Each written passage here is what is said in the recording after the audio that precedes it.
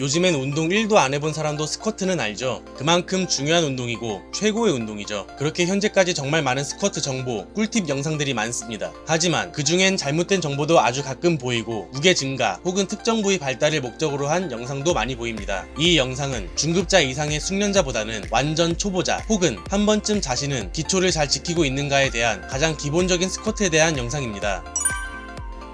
처음 발 자세를 잡을 때는 4가지만 체크하세요. 첫째, 발 넓이는 뒤꿈치 기준으로 자신의 어깨 넓이가 기본입니다. 하지만 같은 키, 어깨 넓이라도 사람마다 대퇴골 각도에 따라 보폭이 달라지기 때문에 처음에는 어깨 넓이를 기준으로 조금 넓게, 조금 좁게 바꿔보면서 가장 자연스러운 넓이를 찾으세요. 저는 기본 골격이 어좁이라서 어깨 넓이보다 보폭을 좁게 할 때 편합니다. 둘째, 그리고 한쪽 발만 앞으로 나오거나 하지 않도록 뒤꿈치를 동일한 선상에 놓아줍니다. 요즘엔 어지간하면 다들 골반이 틀어져 있기 때문에 이거 신경 안 쓰면 상당히 많이 틀립니다. 짝발로 운동하지 마세요. 헬스장 바닥에 이런 매트가 깔아져 있다면 그 선에 뒤꿈치를 맞춰주시는 게 좋습니다. 셋째, 뒤꿈치를 기준으로 발끝을 약 15에서 30도 각도로 돌려줍니다. 주의사항, 뒤꿈치가 기준입니다. 기준은 움직이지 않습니다. 위에서 힘들게 발 넓이 잡아놨는데 뒤꿈치가 움직여버리면 말짱 도루묵이죠. 이 부분도 사람마다 자기에게 맞는 각도가 다르기 때문에 뒤에 나올 정면 주의사항에 무릎 부분이랑 비교하면서 조금씩 바꿔보고 편한 각도를 찾으세요. 넷째, 그리고 당연한 말이지만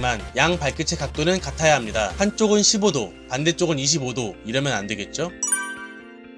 정면에서는 3가지만 신경 쓰시면 됩니다. 첫째, 무릎은 언제나 발끝 방향과 일치해야 한다. 디테일하게 설명하면 거울로 봤을 때 무릎 쓸개골이 엄지 기준 2번째 발가락의 수직선상에 있어야 합니다. 보통 발끝보다 바깥으로 무릎이 나가는 경우는 잘 없고 대부분 무릎이 안으로 보여요. 내전근이 긴장되고 대퇴골 외회전 근육이 약해서 나타나는 현상입니다. 무릎 관절을 보면 이렇게 생겼는데 우리가 무릎이 안으로 모이면 무릎 안쪽 인대에 무리가 오겠죠. 그리고 무릎 연골도 한쪽에만 더 압력이 커져서 퇴행성 질환을 불러올 가능성도 높아집니다. 생각보다 과도하게 무릎이 바깥쪽으로 향하게 해주세요. 그래야 발끝 방향이랑 일치할 겁니다. 그래도 잘 모르시겠다면 양손을 마주잡고 턱에 붙인 다음 팔이 몸에서 떨어지지 않게 겨드랑이를 붙여주세요.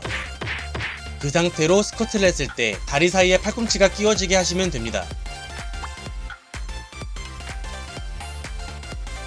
둘째, 좌우 균형 맞추기. 솔직히 이건 혼자 파악하기 힘드실 겁니다. 다른 사람에게 봐달라고 부탁하는 게 편하고 확실한데 혼자 하실 때는 스탠스에서 말씀드린 4가지가 지켜졌다는 전제하에 거울을 보시면서 위 첫째에 말한 무릎 발끝 방향할 때 양 무릎이 데칼코마니처럼 똑같은 각도인지 확인하세요. 거울을 봤는데 몸 중심에서 양 무릎의 거리가 다르다? 골반이 틀어진 상태로 내려간 겁니다. 셋째, 하강 동작에서 상체 세우지 말기. 쪼그려 앉은 자세에서 내 얼굴과 가슴이 정면을 바라보고 있다? 허리를 너무 뒤로 젖히신 겁니다. 일단 기억만 해주세요. 측면 주의사항에서 다시 얘기하겠습니다.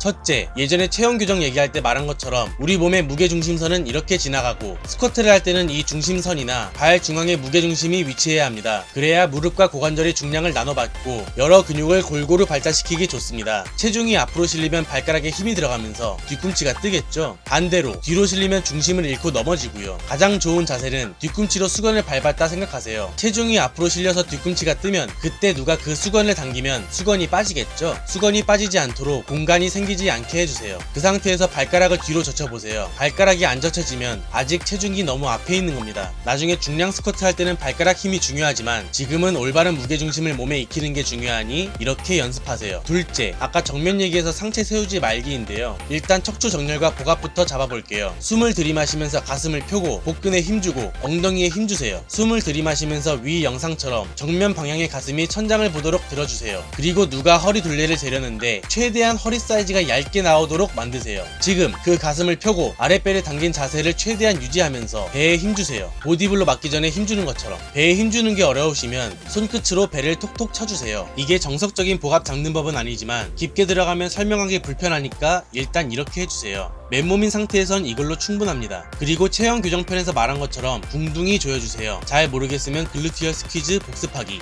지금 그 자세가 척추 정렬을 유지한 자세입니다. 중력을 가장 잘 버틸 수 있는 자세입니다.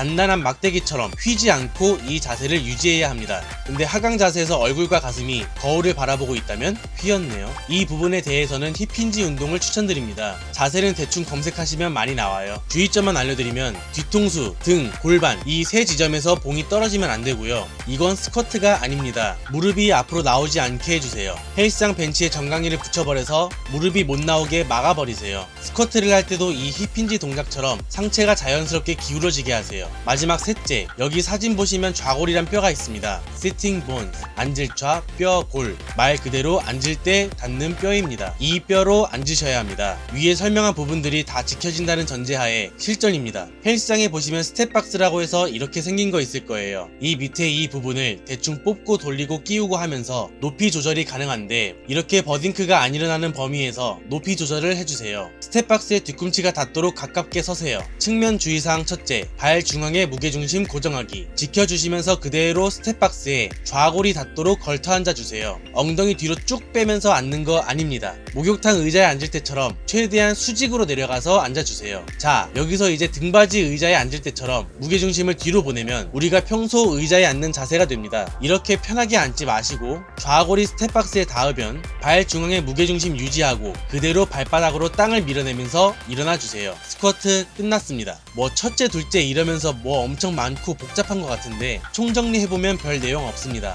간단합니다. 이거만 지키시면 됩니다. 다리의 보폭, 발의 각도 등등은 다리를 넓게 벌리는 스쿼트, 좁게 벌리는 스쿼트처럼 변형 동작에서 바뀔 수 있지만 다른 부분들은 언제나 지켜주시는 것을 권장합니다. 효과가 탁월하고 유명한 운동인 만큼 목적에 따른 변형 동작도 많고 사람마다 방법, 노하우 등등 다양한데 어떤 걸 해야 하는지 잘 모르시겠거나 이 방법이 더 좋다더라, 저 방법이 더 좋다더라 하면서 이것저것 무작정 따라 하시는 것보다 위에 설명드린 기본과 주의사항을 먼저 몸에 익히고 나서 더 좋은 방법을 찾아보시는 게 좋을 것 같습니다. 시청해주셔서 감사합니다.